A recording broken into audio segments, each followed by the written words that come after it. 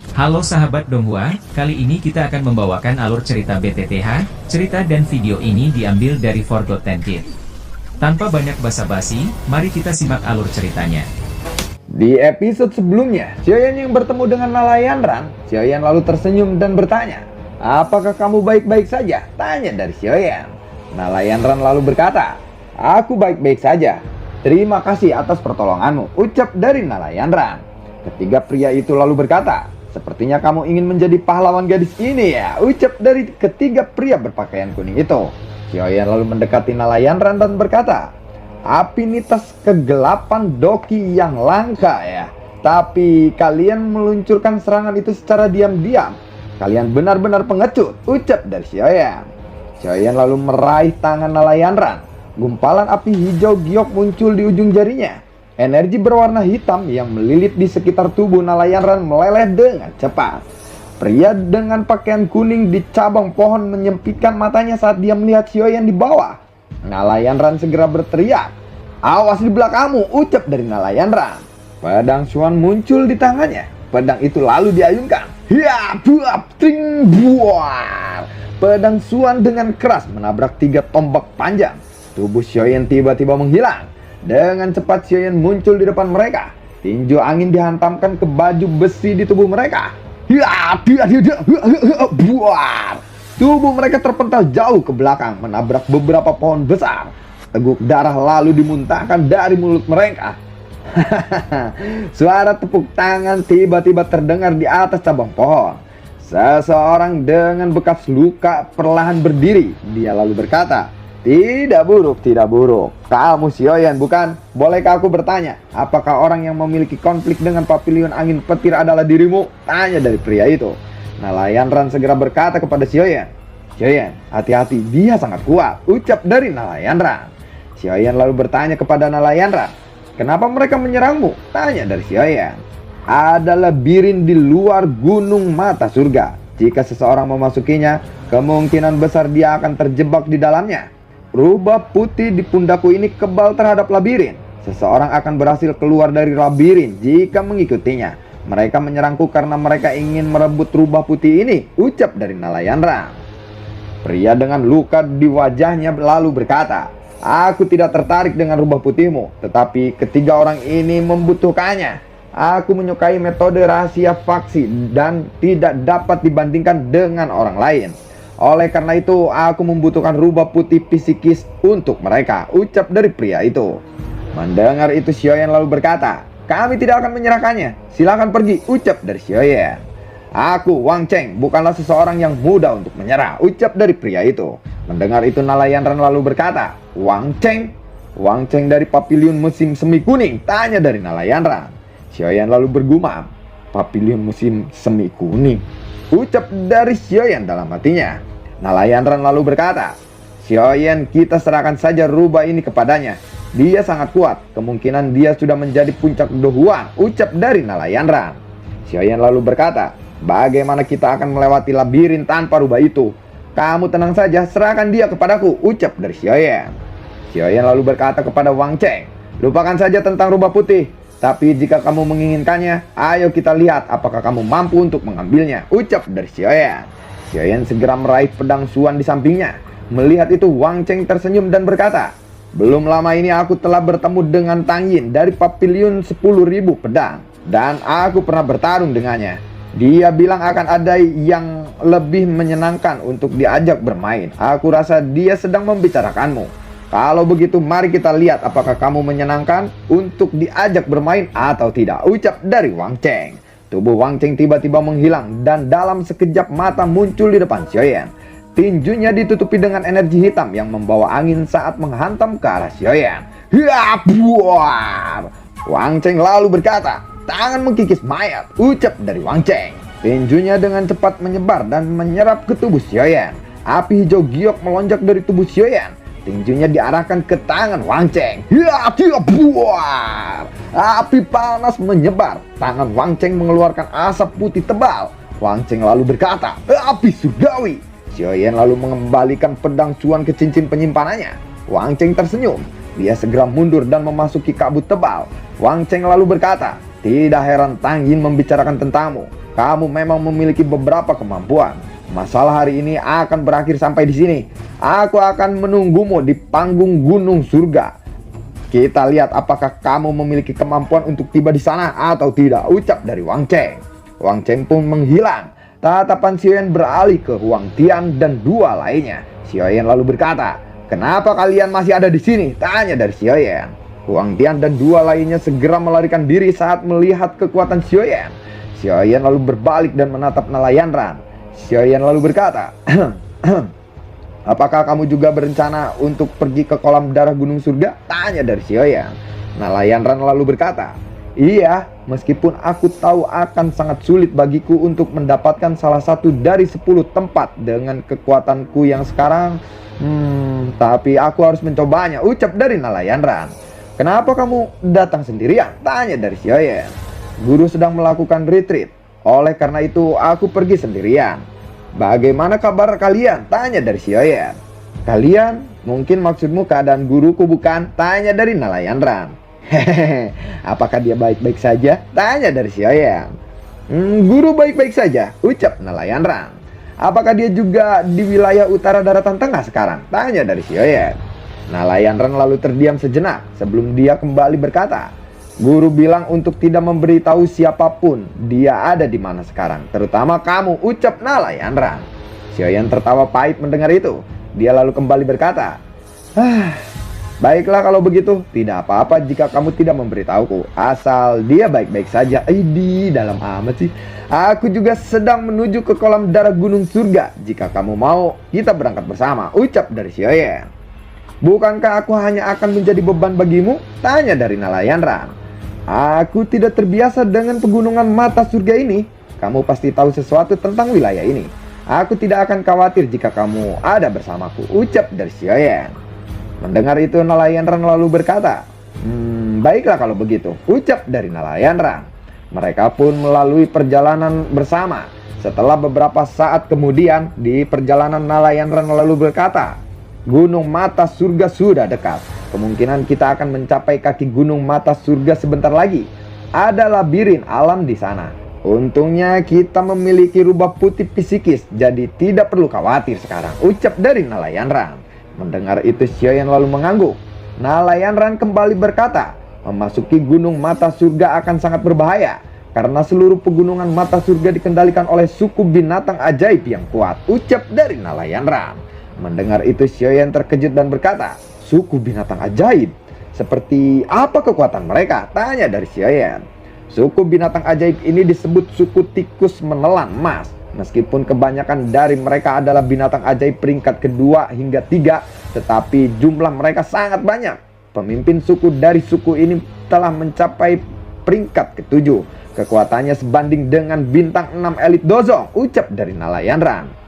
"Wow, dengan suku binatang ajaib yang menempati gunung mata surga, bagaimana orang bisa menikmati kolam darah gunung surga ini?" tanya dari Xiaoyan.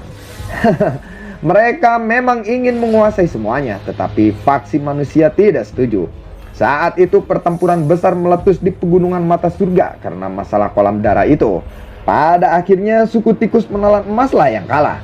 Karena faksi-faksi ini takut suku tikus menelan emas akan menyerang generasi muda mereka, mereka akhirnya membuat kesepakatan. Suku tikus menelan emas akan menempati 2 dari 10 tempat kolam darah gunung surga. Menurut perjanjian, suku tikus menelan emas dapat menempatkan pos pemeriksaan di gunung mata surga dan menghadang mereka yang naik ke atas. Mereka bisa berbuat sesuka mereka selama tidak mengancam nyawa orang-orang itu. Oleh karena itu, yang terbaik adalah tidak menyinggung anggota suku tikus menelan emas," ucap dari Nalayan Ran. Mendengar itu Xiaoyan lalu mengangguk. Tanpa disadari, kabut di sekitar mereka menjadi lebih redup saat kemudian sederet pohon yang menjulang tinggi muncul di depan mata mereka. Di depan deretan pohon ini ada lebih dari 10 sosok manusia. 10 orang itu berbalik dan melirik Xiaoyan. Tatapan mereka beralih kepada rubah putih kecil di pelukan Nalayan Ran. Melihat itu mereka lalu berkata, "Rubah putih psikis!" Xiaoyan segera berteriak, "Siapapun yang mendekat akan mati," ucap dari Xiaoyan. Salah satu sosok itu lalu berkata, Semuanya, mari kita serang bersama-sama. Begitu kita merebut rubah itu, kita akan dapat memiliki bagian dari kolam darah surga, ucap dari salah satu sosok tersebut.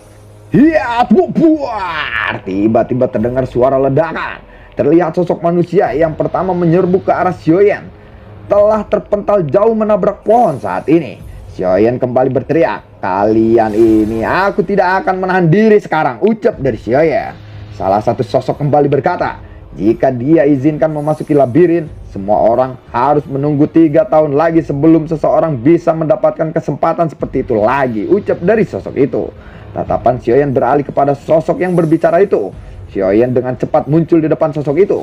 Sosok itu segera berteriak, "Apalagi yang kalian tunggu? Cepat serang dia!"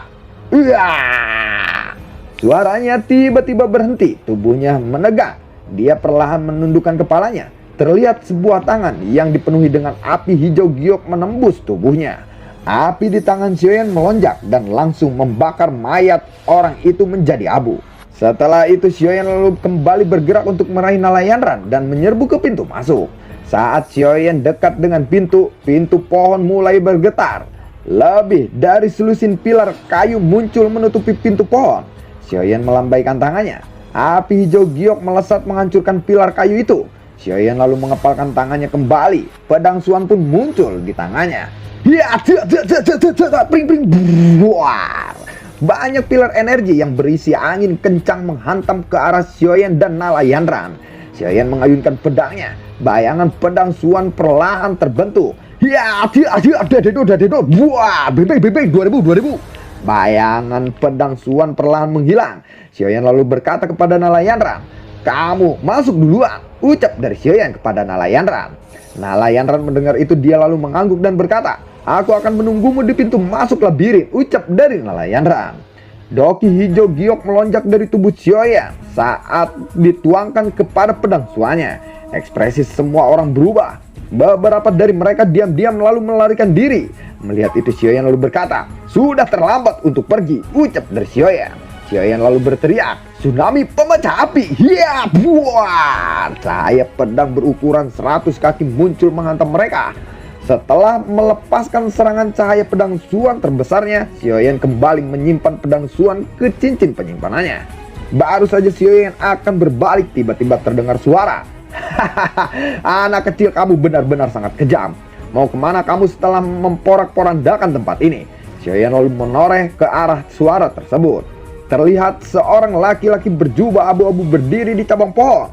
Xiaoyan lalu berkata, "Tuan tua ini seharusnya adalah sesepuh dari suku tikus menelan emas, bukan?" tanya dari Xiaoyan. Pria tua berjubah abu-abu itu melompat turun dan dia lalu berkata, "Penglihatanmu memang cukup bagus," ucap dari pria tua berjubah abu-abu itu. "Namaku Xiaoyan, maaf aku ceroboh telah merusak tempat ini," ucap dari Xiaoyan. Xiaoyan lalu mengeluarkan botol giok dan mengarahkannya kepada pria tua itu. Xiaoyan kembali berkata, "Ini adalah beberapa pil mending. Meskipun aku tahu bahwa hal-hal ini mungkin tidak ada artinya di mata Pak tua ini, pil ini dapat memulihkan doki seseorang," ucap dari Xiaoyan. Pil mending adalah pil obat tingkat 5, memiliki efek pemulihan doki dengan cepat. Pria tua itu lalu berkata, "Tidak apa-apa, aku akan meminta seseorang untuk membersihkan tempat ini. Anak kecil, kamu tidak perlu khawatir. Aku juga akan membantumu menyelesaikan beberapa hal yang merepotkan untukmu," ucap dari pria tua itu. Xiaoyan lalu mengangguk. Dia lalu menangkupkan tangannya ke pria tua itu lalu berkata, "Kalau begitu terima kasih banyak Pak Tua," ucap dari Xiaoyan. "Namaku adalah Jingu. Jangan panggil aku Pak Tua." "Anak kecil, kamu adalah seseorang alkemis, bukan?" tanya dari Jingu. Xiaoyan perlahan menganggukkan kepalanya. Jingu kembali berkata, "Seorang alkemis adalah sesuatu yang langka. Ngomong-ngomong, kamu harus segera masuk. Rubah putih psikis gadis itu tidak memiliki masalah melewati labirin ini, bukan? Tetapi masih ada cukup banyak halangan untuk mencapai kolam darah gunung surga. Aku akan memberitahu yang lainnya untuk merawatmu secara khusus," ucap dari Jingu. Xiaoyan lalu menangkupkan tangannya kembali ke arah Jingu. Setelah itu dia lalu berbalik dan memasuki pintu pohon. Baru saja Xiaoyan melangkah ke pintu pohon, ruangan di sekitarnya tertutup kabut tebal yang tidak dapat dihamburkan. Xiaoyan lalu berkata, "Apakah ini yang disebut labirin?" Benar-benar merepotkan jika seperti ini, ucap dari Xiaoyan. Tiba-tiba terdengar suara nelayan Ran. Xiaoyan, ini aku. Tiba-tiba terdengar suara nelayan Ran. Tatapan Xiaoyan mengikuti arah di mana suara itu berasal, tetapi dia tidak menemukan siapapun. Nelayan Ran kembali berkata, labirin ini bisa menghalangi pandangan seseorang meskipun kita berdekatan, ucap dari nelayan Ran. Lalu nelayan Ran menarik Xiaoyan. Mereka pun berjalan menyusuri labirin yang diselimuti kabut tebal ini. Penelusuran berlangsung selama hampir setengah jam. Xiaoyan merasakan bahwa kabut di sekitarnya jauh lebih tipis. Nelayan Ran lalu berkata, kita akan segera keluar dari labirin ini, ucap dari nelayan Ran. Puncak gunung yang tampak sangat megah mulai muncul di depan Xiaoyan dan nelayan Ran. Tikus-tikus raksasa yang ditutupi kabut emas bolak-balik dari kedua sisi jalan pegunungan. Melihat itu nelayan Ran lalu berkata, sepertinya mereka tikus menelan emas. Ayo, titik tengahnya adalah pegunungan gunung surga. Setelah itu akan ada beberapa pos pemeriksaan yang telah ditempatkan oleh suku tikus menelan emas. Setelah kita melewati pos itu, kita bisa mencapai kolam darah gunung surga, ucap dari nelayan Ran. Mereka pun bergegas ke tengah gunung. Bagian tengah gunung mata surga adalah platform yang sangat luas. Ada hampir 20 sosok manusia berkumpul di tempat yang jauh dari tangga batu. Ada sosok wanita yang sangat menarik perhatian di tengah-tengah kerumunan manusia ini. Wanita itu adalah Nona Feng dari pavilion angin petir. Tiba-tiba terdengar suara gong. Wong, wong, wong. Nona Feng lalu berkata, waktunya telah habis. Pemeriksaan akan segera dimulai, ucap dari Nona Feng. Suara angin menderu. Dua sosok melesat dari tangga batu. Dua sosok itu adalah Xiaoyan dan nelayan Ran. Xiaoyan lalu berkata, maaf, aku sedikit terlambat. Semoga aku tidak mengganggu pos pemeriksaan ini, ucap dari Xiaoyan. Nona Feng mendengar itu dia lalu berkata, ya karena kamu sudah datang silakan masuk, ucap dari Nona Feng. Tatapan Xiaoyan bergeser pada dua sosok lainnya. Dia telah bertemu dua orang ini di dalam pegunungan sebelumnya. Mereka adalah Tang Yin dari pavilion 10.000 pedang dan Wang Cheng dari pavilion musim semi kuning. Kini tatapan Xiaoyan beralih kepada gadis berpakaian hijau. Melihat itu Xiaoyan mengamati gadis itu. Nelayan Ran lalu berkata, hati-hati dengan gadis itu. Dia tidak sederhana yang kamu lihat, ucap dari nelayan Ran. Xiaoyan lalu berkata, memangnya kenapa? Tanya dari Xiaoyan. Dia adalah orang yang paling menonjol di antara generasi muda di pavilion bintang jatuh, ucap dari nelayan Ran. Pavilion bintang jatuh? Muking Luan? Tanya dari Xiaoyan. Ya, jumlah murid di dalam pavilion bintang jatuh mungkin paling sedikit di antara 4 pavilion. Tetapi mereka semua memiliki kemampuan yang luar biasa. Muking Luan adalah yang teratas di antara mereka, ucap dari nelayan Ran. Tiba-tiba terdengar suara.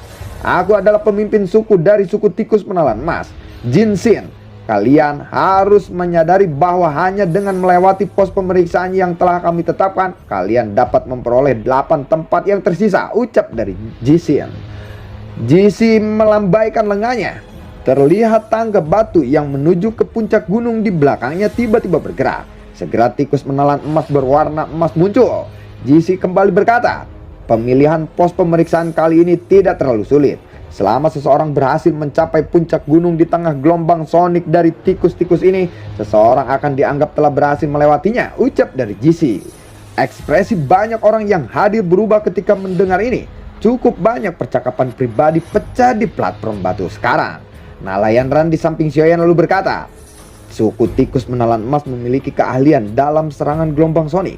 Jika gelombang sonik dipancarkan bersama-sama, kemungkinan besar bahkan seseorang ahli dohuang akan kesulitan menahannya, ucap dari nelayan Ran.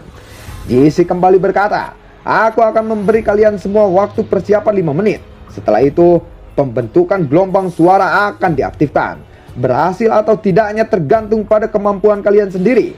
Tentunya sesuai kesepakatan, akan ada 8 orang yang dipilih. Jika kurang dari 8 orang yang lulus, tempat yang tersisa akan ditentukan dengan pengundian, ucap dari Jixi. Setelah mengatakan itu, Jixi perlahan menutup matanya. Xiaoyan lalu berkata kepada nelayan Ran, nanti yang perlu kamu lakukan adalah menggunakan doki untuk menutup telingamu dan mengikutiku saja, ucap dari Xiaoyan. Nelayan Ran lalu berkata, Gelombang sonik tikus menelan emas bisa menembus Doki yang menghalanginya. Begitu memasuki pikiran seseorang, gelombang itu akan menyebabkan orang itu merasakan ilusi, ucap dari nelayan Ran. Xiaoyan lalu bertanya, bagaimana kita bisa melewatinya? Tanya dari Xiaoyan. Menggunakan teknik do gelombang sonik, ucap dari nelayan Ran. Xiaoyan bergumam, teknik do gelombang sonik ya, ucap Xiaoyan dalam hatinya. The Lion Tiger Gold Starting Roar secara kebetulan adalah teknik tingkat tinggi. Terlebih Xiaoyan telah mengkonsumsi pil obat tingkat 7, pil naga misterius Yin Yang, di wilayah sudut hitam saat itu. Dari situ dia menyerap seutas raungan naga. Ini menyebabkan kekuatan teknik do gelombang soniknya menjadi lebih kuat. Suara Jinsi kembali terdengar. Waktunya habis. Terobosan pos pemeriksaan akan segera dimulai, ucap dari JC. Lalu bagaimana kelanjutan ceritanya? Akankah Xiaoyan berhasil melewati pos terakhir ini? Terima kasih telah menyimak video ini dari awal sampai akhir ya. Sampai jumpa.